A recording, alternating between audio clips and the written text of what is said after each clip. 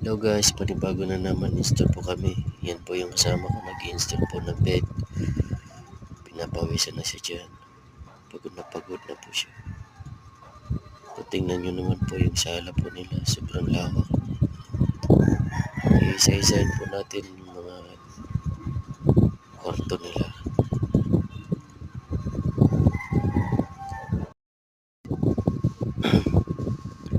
Tingnan nyo naman po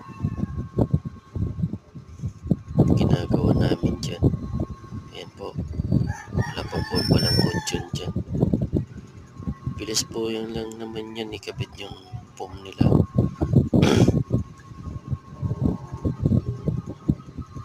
Umikot-ikot pa tayo dyan.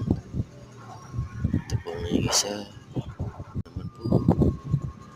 Yan po, tingnan nyo po. Tingnan nyo naman po guys kung gaano kalaki po yung unit nila. Ito yung sala nila, sobrang lawak. Pwede ka dyan tumakbo-takbo.